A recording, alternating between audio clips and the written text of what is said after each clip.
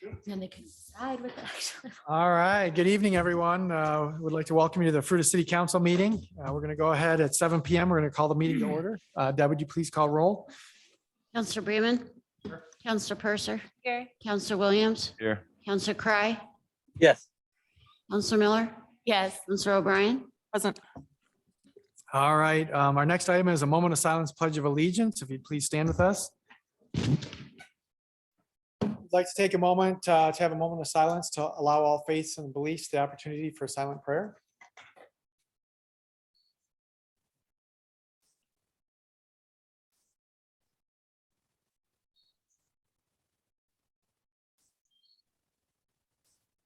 All right, if you please join us in the pledge. I pledge allegiance to the flag of the United States of America and to the republic for which it stands, one nation, under God, indivisible, with justice for all. All right, we got an agenda before us. Are there any changes to that agenda? No changes to the agenda, Mr. Mayor. All right, do we have a motion to approve? I move we approve the agenda. I second. Counselor Bremen. Purser. Yes. Counselor Williams. Yes. Counselor Cry. Yes. Counselor Miller. Yes. Counselor O'Brien. Yes. Motion passes 6-0. All right, we do not have any proclamations or presentations tonight, so we're going to move into our public participation. So this is the time that we set aside for the city council to listen to items that do not appear on the agenda. And normally we will not take any action on these items. So is there anybody in the audience that'd like to speak on something not on the agenda? If you'd state your name and address for the record, and we'd please ask you to limit it to 3 minutes. All right, my name is Matt Barber, live at 334 Crystal Court here in Fruita. I haven't been here since the new council members were elected, so congratulations to the three of you. Well done, and to the existing council members, thank you just very much for your service and continuing to just give of yourselves. I know life is busy, families are busy, jobs are busy, just everything's busy. So thank you very much for taking just the time to serve. And I appreciate the moment of silence. I think it's just good for all of us, no matter what area of life, no matter what facet of life that we're into, just to stop, just to not just be distracted by all the things that go on in life. And so just to take that moment to breathe and to reflect and to center ourselves. So I'm glad we're all doing that. But also I want to just offer up a prayer for each one of you, for Fruita. And I just want to thank God for just the amazing country that we live in, that we have the opportunity to be represented by you folks, but we can just have the freedom to go about life as God sees fit, as he directs us. So Father God, thank you so much for today. Thank you for the men and women on this council. Thank you for just their willingness to serve. Thank you for just the time and effort that they put into things. And Father, I ask that you would just give them a wisdom that is far beyond themselves. Father, they each of them have so many gifts and so many abilities that they bring to this position. And Father, we are thankful for that. We are thankful that these are the men and women that you have called at this time to be leaders in this community, to lead by example and to set a direction and a vision just for all the community members. I just ask that you would continue to be with them, that you would guide them, Father, in all areas, in all the decisions that they make. Father, may they just be committed to doing what is best for this community. And like I said, Father, just to lead by example. So bless them in all their endeavors, bless them in their jobs, Father, bless them in their families and just everything that they undertake. So I love you. I pray this in Jesus' name. Amen. Thank you, folks. Thank you, Matt. Is there anybody else in the audience that'd like to speak on something not on the agenda? Is there any online? No one's online, Mr. Mayor. All right, with that, we're going to close our public participation and move into our consent agenda. So these are all items or conditions or requirements have been agreed to or met prior to the time they come before council. They're all going to be approved by one motion. So we're going to open this up to public comment. Is there anybody that'd like to speak on anything on the consent agenda? Derek, did you want to, you still want to run for that board? All right. Because after tonight, it's a done deal. Is there any, do we see anybody online? No one's online, Mr. Mayor. All right, with that, we're going to close the public comment on the consent agenda and bring it back to council. Anybody have any questions or do we have a motion? I move we approve the consent agenda as written. Second. Counselor Purser. Yes. Counselor Williams, Yes. Counselor Cry, Yes. Counselor Miller, Yes. Counselor O'Brien, Counselor Bremen, Yes. motion passes 6-0. All right, there you go. You made it, Derek. Congratulations. All right, with that, we do not have any public hearings tonight. And so we are going to move into, we do not have any administrative items either. So we're going to move into a city manager's report. So Dan, you're up. All right. Wow. Come on, it was your big moment. man. Wow.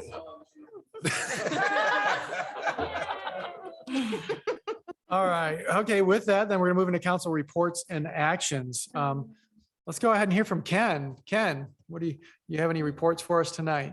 Yeah, GVTC met on Monday, last Monday, and they were discussing the two things. One, the TransDev contract. I'm sort of getting new and acquainted to this, but the TransDev contract is a 1 year.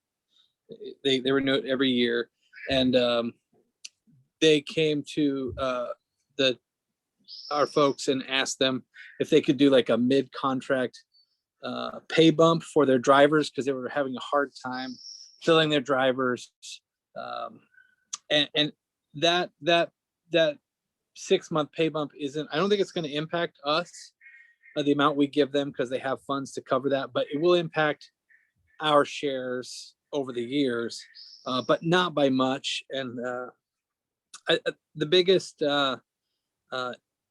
concern at the GRVTC was that, I guess this has happened more than once, they've asked for sort of changes mid-contract instead of negotiating correctly. So that was the big push, was for TransDev to do better at their annual contract negotiations and setting the right price so they don't have to do it mid-year. The other one was Greyhound pays them a contract to be a customer service spot and a hub for Greyhound, and Greyhound wants to move that to an e-stop. So Greyhound would stop there, but people would get their tickets online. They wouldn't rely on the GRVTC folks and their staff, which they probably still would, but they essentially don't want to pay them anything to maintain staff. They just want to pay them a very small amount of money to stop there. And they were, their plan and our recommendation to them was to reject that proposal. And hopefully Greyhound will go shopping for other places to maybe do that and realize that they had a pretty good deal. That was GRVTC. And that was my only meeting. All right, so I'll ask one quick question. So do you guys approve the mid-year, or is that something, I mean, is it, because it's not going to affect our budget, correct?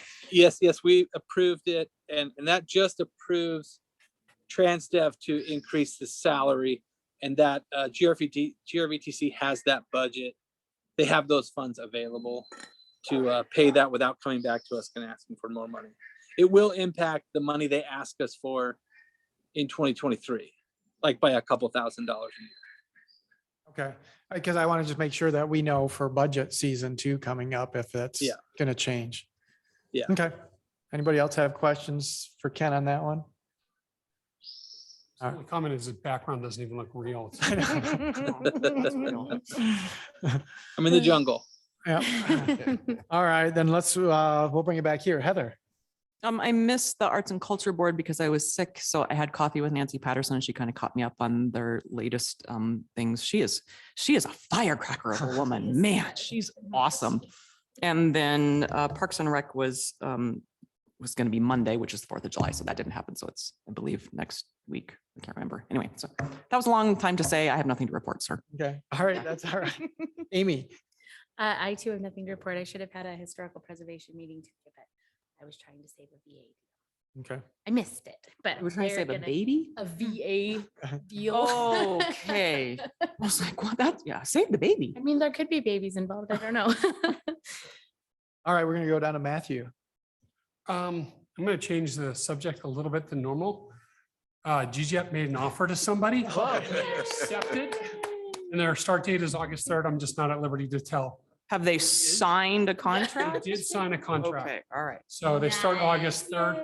You're just not their PR person, so you can't release it. I don't think this person has told their current employer Oh, that they yeah. signed it yet. So I don't want to be the one that spills the beans, but it does change the conversation. Right. So that's it. Well, good. That's good news. All right, Janine. I have nothing to report. All right, James. I did have museum board. And remember a while back, I was saying they wanted the split rail fencing. Well, they don't want that anymore, but they've moved on for, they're trying to get funding to just fix Riggs Hill in general. They got it. They're going to roll it out in stages. There's 1,000 linear feet that's needed overall. And I said, can we prioritize things and kind of come up with a specific checklist of what, where we could kind of focus on. And they need tables, they need signage. They want to make the entrance area nicer. So that's really what they're struggling with. And it's kind of a bummer to go to those meetings. Like they're really kind of struggling for money, and it's kind of sad to know that, it was in the 70s, but the mill levy was voted on, and they should be getting a lot of money, and they used to get a lot of money, and then all of a sudden they stopped, and then now they're definitely hurting for it. So I don't know what that looks like. I'm trying to dig in and figure out ways that we can maybe pressure the commissioners to maybe throw a little bit of more of that money, because I guess the wording was, and I know I've said this before, but the wording was in the mill levy, it was up to a certain amount. And because those words were put in there, they've been getting a lot less of the money that they were supposed to do. So they're struggling with that kind of thing. And then another weird thing that they did is they changed the bylaws to where they would have to vote on who was appointed to their board, which I thought was really funny. And we made a lot of jokes about it. I was like, great, we're going to do this now that I got appointed. But I think they changed it because they've had some animosity with Grand Junction in years past. Oh, I thought it was the past guy that served on there. There's some stuff there that I didn't dig into, but anyway. But yeah, other than that, my heart's really starting to get involved in it, and I'm going to try and start figuring out ways to get these guys money, because it's tough to see it. So, but yeah. And that's going to be the challenge with appointment is always, because we get that same thing with Matthew's on it now, but the Chamber of Commerce is like, well, we as a board want to appoint, but we're kind of like, we pretty much give you a building, and so there's some things we want to make sure we keep a good handle on. So yeah, that one will be more challenging. Did they complain? What? Did the chamber? No, they didn't, but it's one of the other boards. It's one of the other boards where we want to put in the right person for, reporting back. And that's what we did. Again, another example of putting in the right person from that. So is that all? Yeah, that's all I had though. Okay. Well, James didn't want to report that we had 2 interviews for. Oh, yes, that's right. Oh, We you did wanna do that. finish that? Yeah. Well, I had on here tourism that we don't push for digs in the summer. Yeah. That was what I had for my tourism board, but I was so lost in my museum. But yes, we did just interview a couple people for tourism board. One was a pretty good fit right off the bat, and we're still kind of up in the air on the other. So yeah, 2 people left that have been there forever. So it's kind of tough. Yep. So we got some big shoes to fill. So, all right. I don't have any boards to report on. I did want to ask a question. Did everybody read that email about the fireworks? I know, it's a frustration of mine, but, and I think we did a good job of getting the word out. Am I accurate in saying that? Because I saw several things out there about, fireworks, but I don't know as a city. I want to reply back to it, but I want to, be mindful on what can be done and what, Well, I wonder, so I didn't know this person who emailed in, but I got several texts and calls from people in various neighborhoods, Comstock to here to downtown Triangle. And so some of her questions, I wasn't on the streets. I don't know what mortars they were using, if they really were illegal. You can come to my house then next year because. Oh, no, all the I'd people around imagine. us It's are not like a doing war that. zone in the, down by Reed Park. So, but I don't know enough about fireworks to know what. If you Yeah. basically, If it's in the if it's air, in the it's air, it's illegal. pretty much illegal. You could pretty much. Oh, well, all of the triangle was. Yes. Okay, but so I guess Pretty here's my much. question. You drive past all these fireworks places and they're selling fireworks. So are those illegal? No, No. no, Or Wyoming. Wyoming. I know. So they come here for pot and we go there for fireworks? Is that how it works? Yeah, that's Oh, how it goes. okay. It's a good trade. I mean, really. Sorry, was that on record? Yes, that was under. So I mean, I'm trying to think of the best way to handle it because I mean, I'm annoyed with fireworks. I mean, it's just, and I've had my own stories where I've called 911 on them because of neighbors that were out of control. Yeah, So, yeah.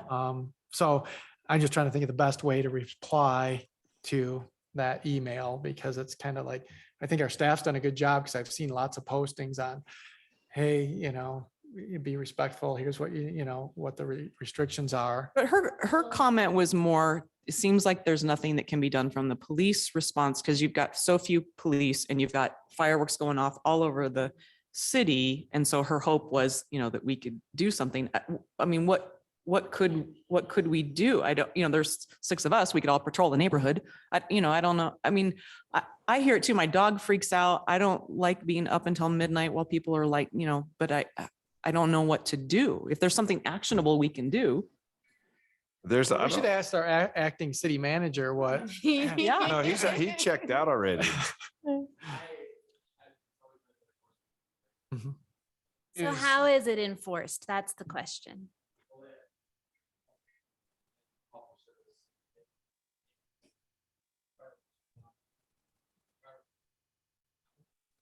So I'll give the By the example. time you get there in the I'll help you patrol out, car. Dan. The year I called, they were shooting fireworks. The wind was blowing over our house. They had ashes rolling on our house that were still live. And we were getting hit with sticks that were coming from there and had to clean up our backyard. So when I call 911, it's, hey, is there a fire? Nope. Okay, then we'll get somebody out there to patrol it. It was literally about 2 hours later after Right. everything was calm and we saw the police drive. Calling too. Right, because everybody Right, else is everyone's calling too. calling, So right. I mean, it's a matter of, and mine was, I went over and talked to my neighbor first. I didn't, just call 911. I went to my neighbor first and they were drunk and shooting off stuff when really they didn't have control of themselves. And so, Is this a conversation we should have with the police department? I think it should be a conversation next year that we should have on our thing to say, how do we educate the community? But I think people do things because they know there's no consequences for That's it. what I was gonna say. If it, and I was kind of wanting to know what else you were gonna say. Yes, they don't last for hours, so it's hard to capture it probably. But let's pretend that that they do find where it's coming from. What happens then? Let's say they do and they knock on the door Or they drive up and they see him happen. or what happened? Yeah, I'm not sure if they get a ticket for like having a disorderly house or if it's specific to fireworks, but I'm assuming that that's kind of the request is that you'd like that to be a little bit better communicated if there is a Yeah, penalty. yeah, even like what actually the penalty will be Sure. opposed to just like this isn't legal and please be, I mean, all of that's good too.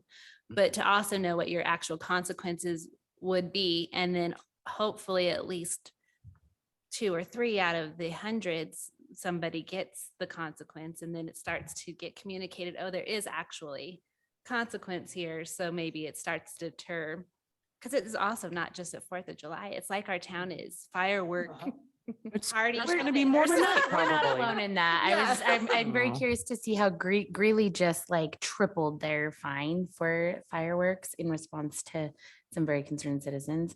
So I would like to see like how that works out for them. Like if it, maybe by this time next year, they might have some information about if it's put a dent in, Yeah. that, or if they've been able to actually enforce it. Like if it's changed, I don't, because I feel like that's the biggest thing is we only have 3 officers on duty, right? Right, Like, right. Those 3 guys are dealing with way Right, bigger things than fireworks. So I don't. Well, so New Year's will be the other big night. Is that something we want to like put on a workshop to invite the police so we understand what the statute and the fees are and think about maybe upping the fees and, ahead of, because then we could do like a dry run of trying to push out information to the community before New Year's Eve. And then that could be a dry run for next 4th of July. Or we could do another little video with the police that explains. Sierra does a great job with that. Like maybe, or a series of.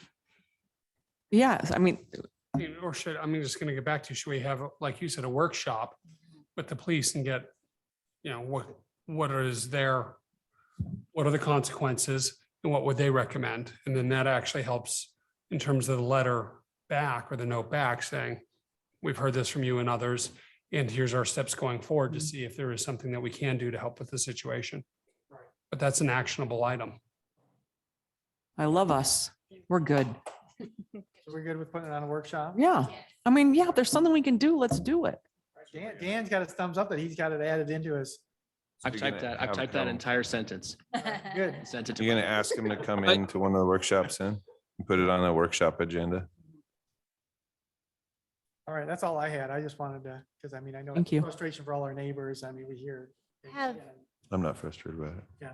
I'm just gonna- I have a question. Did I miss, maybe I missed it, but did the county commissioners meeting happen last Tuesday? And Yes, it did. And they more or less approved. They were planning on. We doing kind of it. figured. Yes. The one caveat, Mr. Mayor, I thought was they had 1,000-foot buffer from I think it's sixth grade and up. So that's the distance buffer from, and I think it's a little broader than just like D51 schools. It's just like educational facilities, charter schools and the like. And so that was the only change that they decided. Sixth grade up. Yeah, so Yeah, fifth and we're under. we're not worried about the little guys. Little guy, we can go play out in those fields. They already get Doritos for snack time. So when we made those when we made, I think just a paragraph modification to that letter that you signed, like there was nothing in there about, the particular age groups. Like we definitely were interested in there being a distance buffer from the meeting that we had the previous Tuesday before they took that ordinance up. So I don't know where the sixth grade and below or. Yeah, why wouldn't it be all? Should just be all education. be nice. And the whole thing is that time will tell too, because there can always be, because I know I received one other call from a business owner in Palisade that want to know, hey, what can we do? And I'm like, they're already voted on it. So, they're gonna have to get some more backing. So, So if grow is one thing, but if there's if somebody wants to come in and process, they've got to go through a CUP, right? Correct, yeah. So a conditional use permit for that. but that would be through the county. Correct. So it's just a over-the-counter minor site plan, I think is the verbiage that they're using for the cultivation. And then for, I think it's manufacturing, testing, and production is the stuff that would be done with a conditional use permit, where there would be hearings and people would be notified and the like. Would we get notified on a CUP application within that boundary? Yeah, So we could provide comment if we chose. absolutely. I mean, we typically get notice for land development applications even outside of the 2,500 feet that they're noticing to adjacent neighbors. Like they just kind of, if it's west of the buffer, like we just sort of get a lot of those notifications. So we'll be able to comment if there's an active land development application for cultivation or for the testing and production. All right. Any other questions? It's gonna be one of the quickest ones, especially for all the council pretty much. So, all right, the time is now 7:23 PM. We are going to adjourn.